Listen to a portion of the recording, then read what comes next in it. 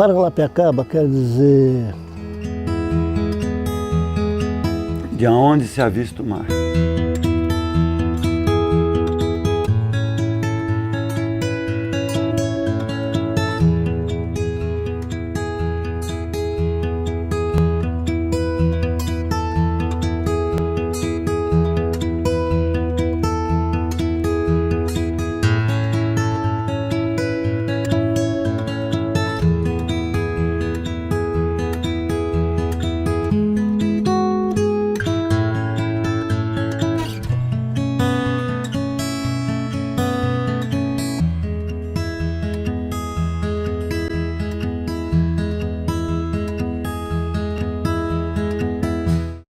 Então, teve uma época aí que teve uma hiperprodução de café, não foi?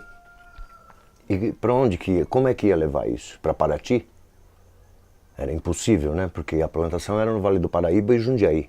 O Barão de Mauá, o Irineu Evangelista, ele era um visionário. Ele entendia que São Paulo tinha uma condição de se desenvolver, mas só se houvesse uma melhoria do transporte. O Barão de Mauá tinha até recurso. Ele era o empresário mais rico do Império. Ele não tinha tecnologia. E ele vai se associar a quem tinha as duas coisas, aos ingleses. Os ingleses eram capitalizados por conta da riqueza, que eles já estavam em plena Revolução Industrial. E eles vão se associar ao Banco Rothschild, que é um grande conglomerado financeiro inglês.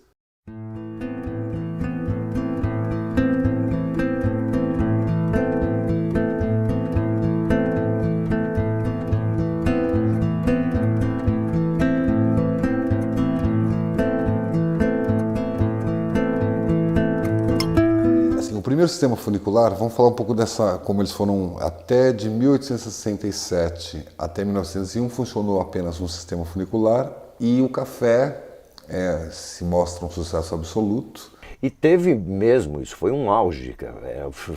24 horas de transporte de café para o Porto de Santos. Em 1894 já estava totalmente... Era notícia estampada nos jornais de São Paulo que a ferrovia não conseguia atender a demanda do café. Então a ferrovia funcionava noite e dia e não conseguia atender essa demanda. Aí o próprio governo federal faz uma pressão sobre os ingleses, ameaçando ampliar essa concessão para outros interessados e solicitam que eles façam estudos para desenvolver e melhorar essa condição de transporte. Os trens chegavam, depois iam dividindo os trens, né? Paravam na estação, ia dividindo os trens de 2 em 3 vagões e engatavam no locobreque para levar para o patamar para começar a descer a serra. O locobreque ele tinha um maquinista e o foguista. Eles punham a lenha dentro de uma caldeirinha que tinha dentro da máquina. E aí eles pegavam e punham fogo ali para fazer pressão, né? Fazer aquela pressão para o cabo pegar, para a máquina descer, pegar o cabo, que tinha uma peça na máquina que descia, abraçava o cabo e o maquinista puxava a alavanca, ele puxava e ficava grudado ali, não saía. Quando o locobreque dava o pronto, o maquinista do locobreque dava o pronto, ele batia uma vara de cobre em cima dos fios e dava sinal na máquina fixa, onde eles começavam a rodar a serra. Tinha o 5º patamar, o 4º patamar, o 3º patamar, o 2º e piaçaguera. E o locobreque, o percurso dele de patamar em patamar era de 2,5 km. Cada patamar tinha 2 máquinas, uma que subia e outra que descia. E ela sempre fazia balanço, né? O peso era igual. Quando não tinha vagão para descer, eles enchiam uma caçamba de cimento de água. Através de canaletas e escadas hidráulicas, eles vão trazer essa água a grandes reservatórios, tá? Caixas em cantaria, também pedra que eles constroem. Desviam o Rio Grande da Serra, jogam para dentro de um ralo, esse ralo enche uma caixa. Quando essa caixa enche, ela joga para um reservatório. O reservatório, quando enche, joga para fora. Mas se baixar o nível da água, aí faz um processo inverso. Em vez de ela jogar para fora, ela joga para dentro da caixa. A água nossa aqui, da vila aqui, ela vem daqui de cima. Tem várias caixinhas, 6 caixas aqui, a caixa grande lá embaixo. E a água que vai para o morro é a caixa do Gustavo. ela sai de lá e sobe para o morro. E se a água que vai aqui para abastecer o Locobreque, é aqui embaixo, aqui perto do Rabique.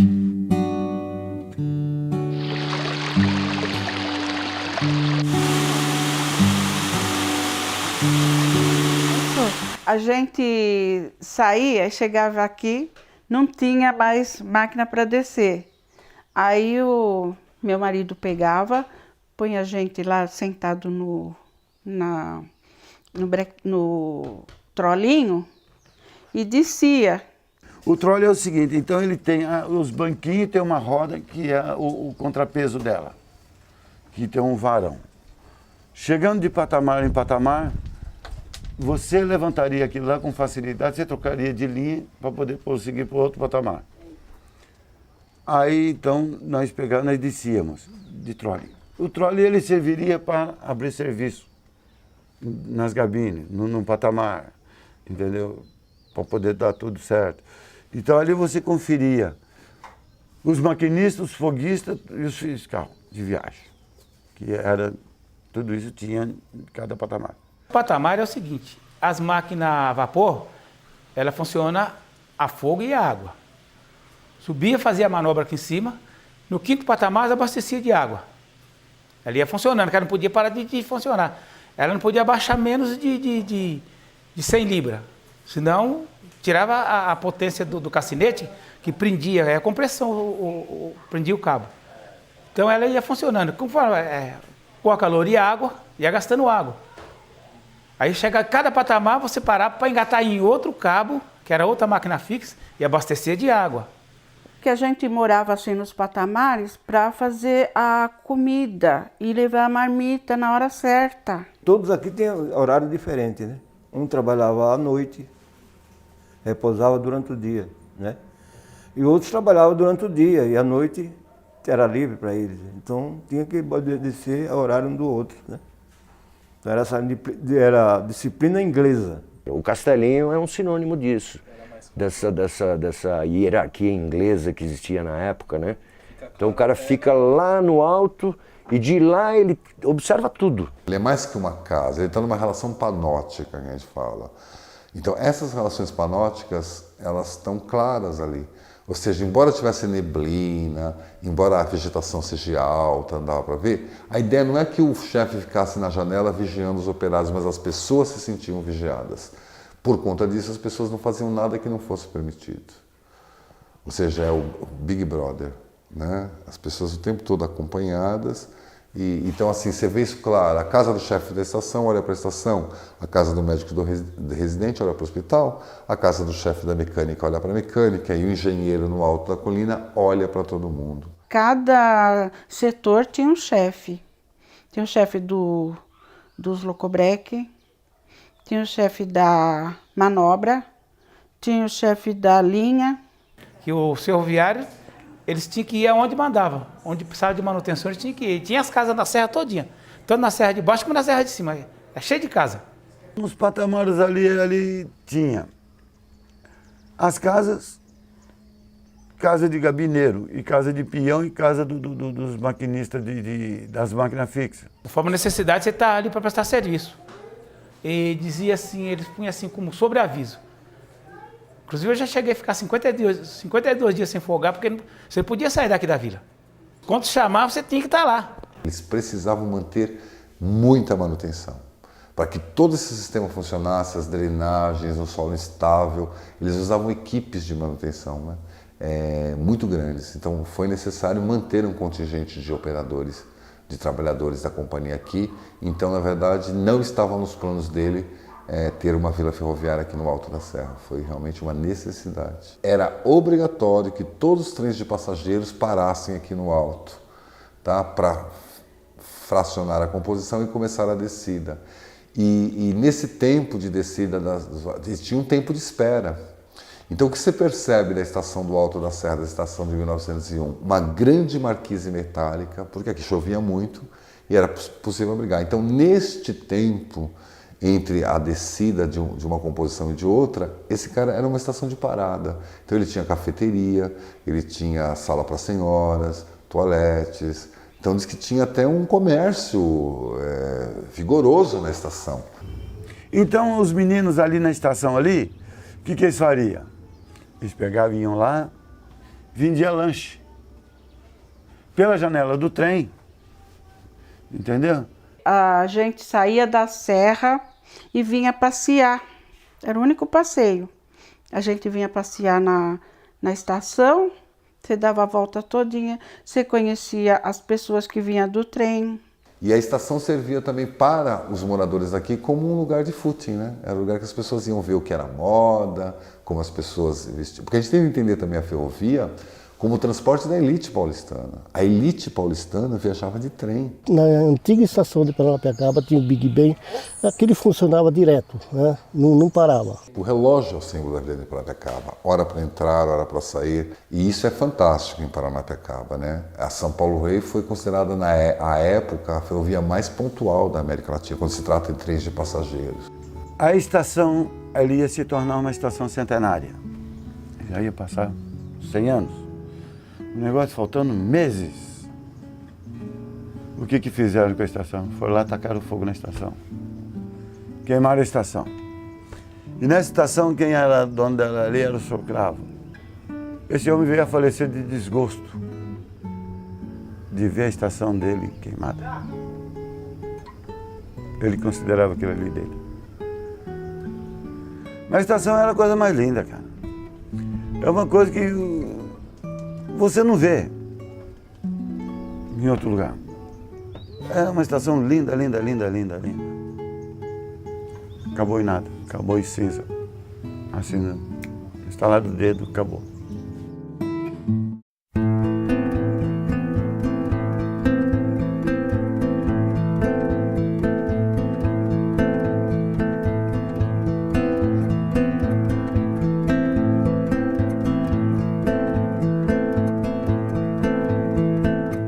Na verdade, em Paranapiacaba, o que nós temos ainda que é bem parecido assim do que existiu lá é a Varanda Velha. A Varanda Velha é muito representativo de como foram essas primeiras casas. Casas muito pequenas, tá? Construídas em pinho europeu, utilizando mata junta. Você vê a Vila Nova Martin Smith, já é 40 anos depois, ela vai usar aqueles encaixes, né? Macho e fêmea, para compor a parede da casa. Aqui não, aqui na Vila Velha você vai ter essa condição de mata juntas. Lá embaixo, na verdade, aquelas casas não foram construídas para serem moradias. Aquela parte do Bar da Zilda, aquela parte mais para cima, aquela parte mais irregular, que tem vielas e tal. Aquilo eram galpões, na verdade.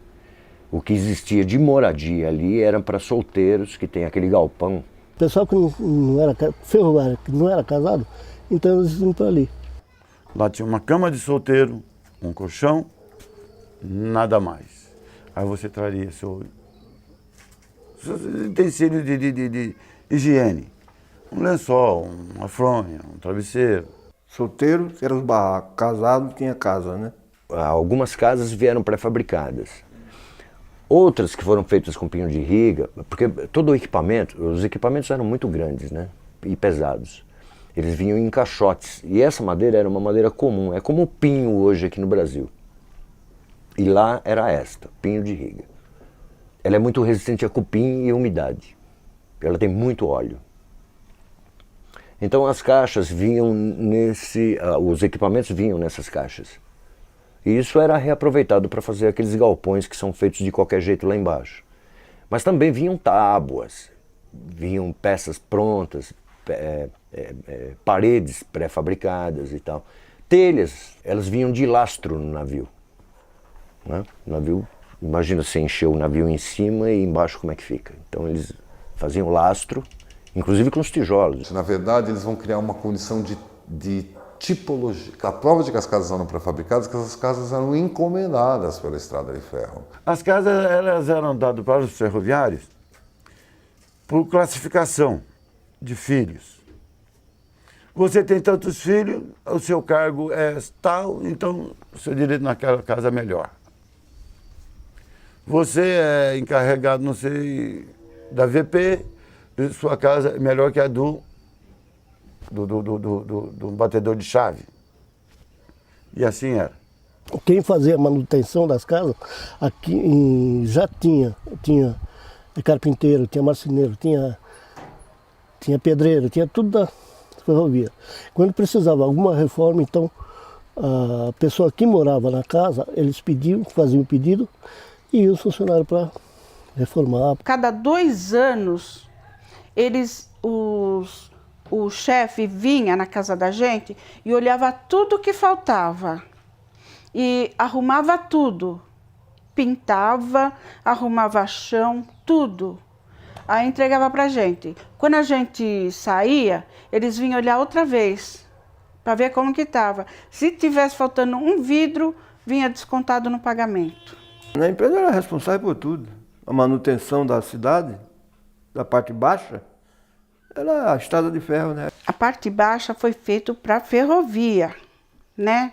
Primeiro movimento aqui foi ferrovia.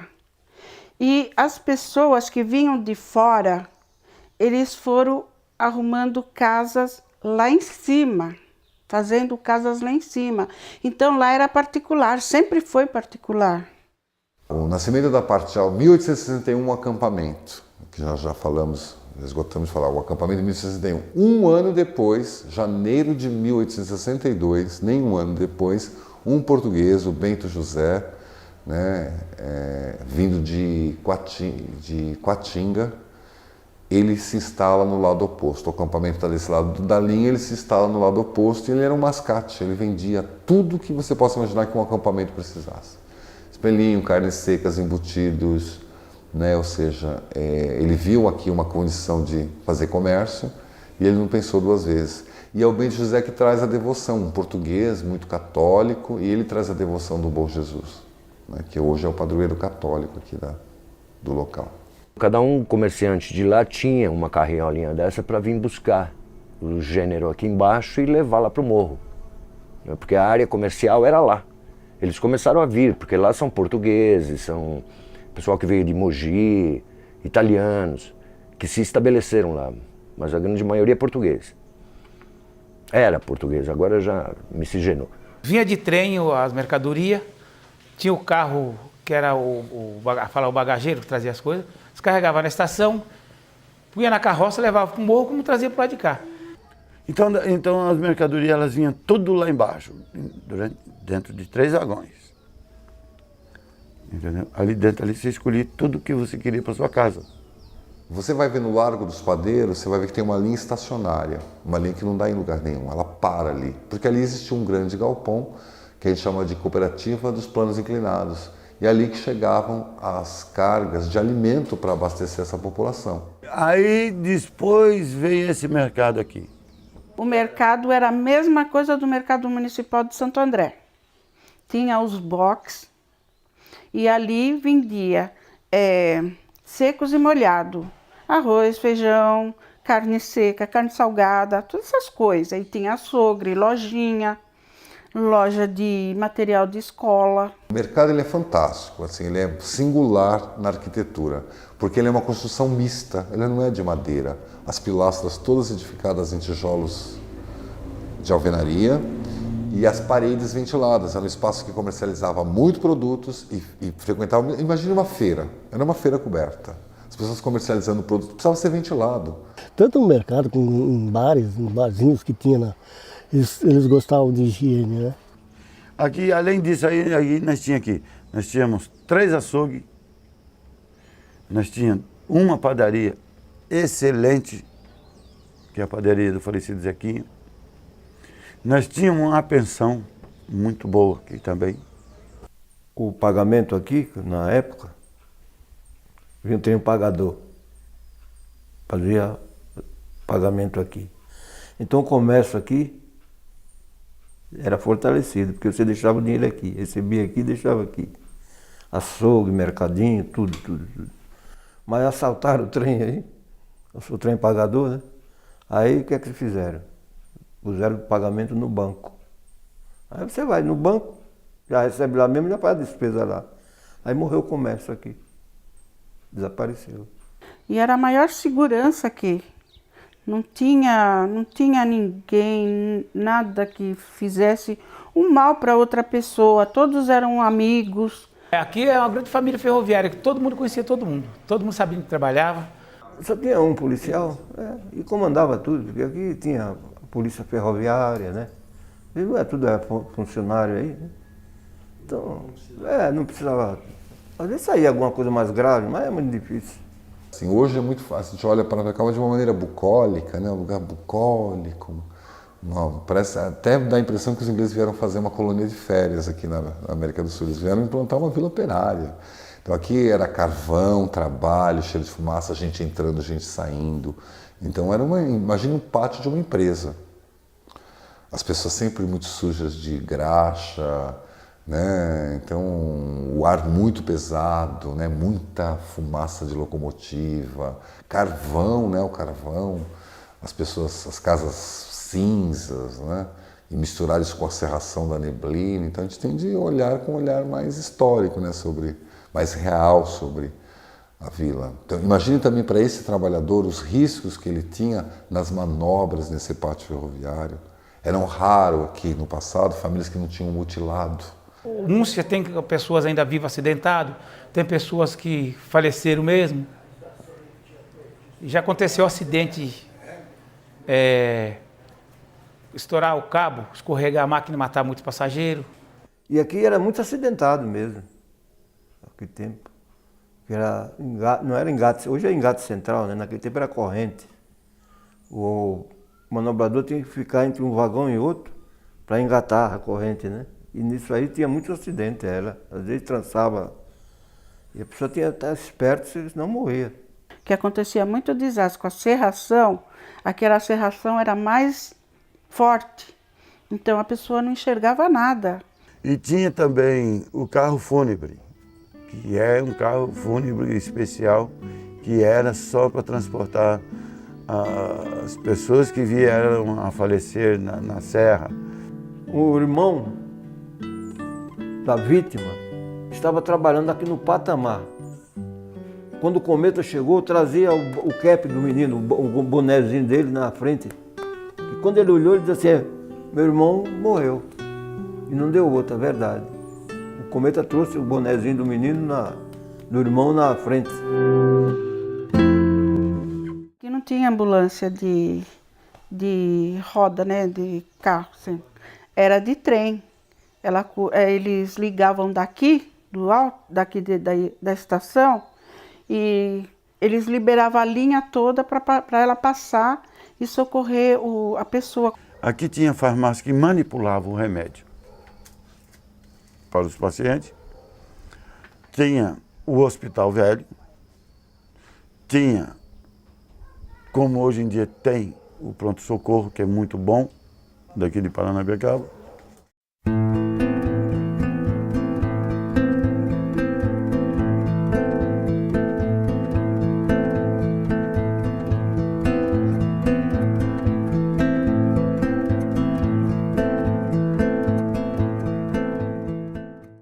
O pau da missa é histórico, isso ali, o pau da missa sempre tem qualquer anúncio, vai lá no pau da missa que tem um aviso lá. Aí ali era o centro de reverência.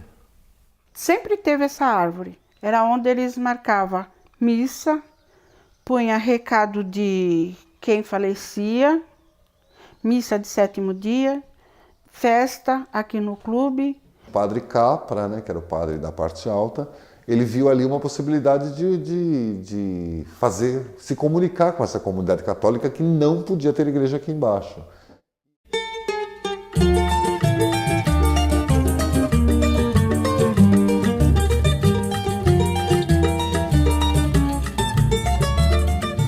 O Lira já era outra coisa, né? Tinha escritório, todo mundo era sócio.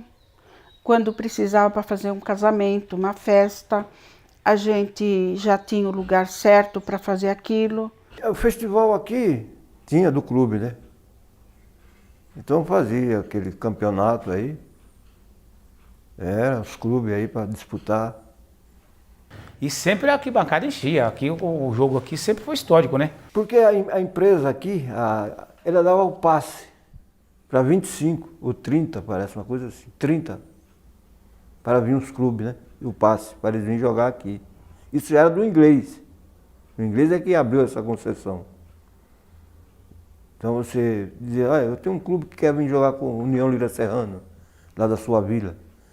Então você ia buscar o passe, para eles trazerem eles para vir jogar aqui. O time de Paranapiacaba, o Serrano, né, que é de 1903, ele tem grande contribuição para a popularização do esporte no Brasil. Primeira contribuição do Serrano, que é o primeiro time a ter campo de futebol. Ou seja, times que nasceram antes do nosso, Ponte Preta de 1900, que nasceu lá também à margem da Estrada de Ferro, nasceu, mas não tinha campo de futebol. Eles jogavam bola de improviso. Lá embaixo que pertencia à Estrada de Ferro, a União Lira Serrana. E tinha o Flor da Serra, que era o cinema. Lá em cima, era o Flor da Serra.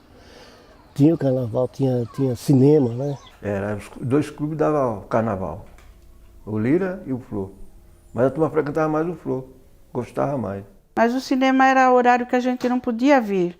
Só quem assistia era o pessoal daqui, ainda era cinema mudo. Aqui o inglês ele tinha essa necessidade de manter esse operário à sua disposição.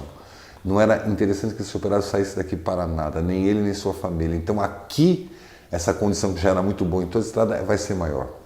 Então aqui ele vai dar cinema, ele vai dar iniciação musical, ele vai oferecer esporte para esse trabalhador.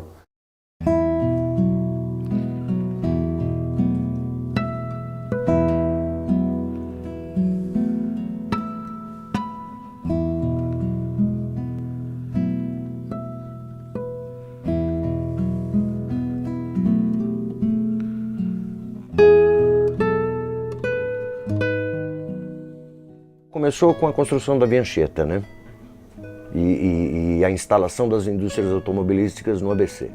Então aí começou a degringolação dessa linha férrea, porque daí não precisava mais de trem, punha no caminhão, onerava o transporte da mercadoria e tal. Paranapiacaba não é mais, nem pensar. É uma cidade morta, acabou.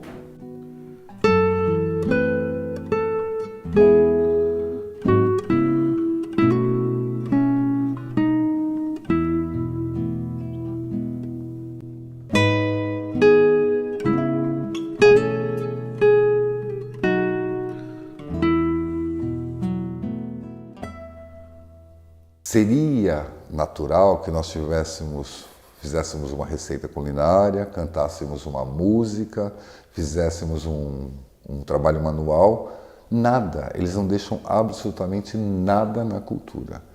O que eles deixam é na arquitetura, está presente aqui, né? No planejamento urbano, você tem essa influência muito clara. Talvez o que eles deixem na cultura da gente são as lendas de assombração. Isso talvez porque isso na verdade não era uma ideia de deixar um costume, era mais uma maneira de controlar o operário. O inglês esteve no mundo inteiro, foi o Império do Sol por muito tempo, né? E isso é deles, não se misturar. Até ele é permissivo, o inglês é permissivo, ele deixa o pessoal na cultura deles, ele não tem nada de impor a dele. Até o contrário, ele não quer que os outros tenham a cultura dele é dele. Ele não faz a menor questão de doar a sua cultura, mas ele também não se interessa pela cultura.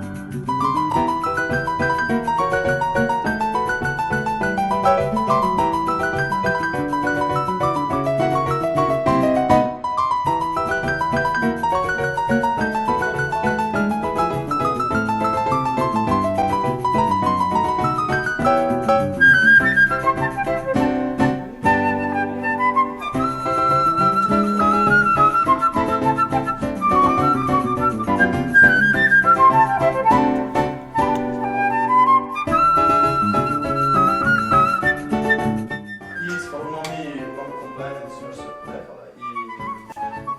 E daí eu Não, eu sou procurado, não posso dar.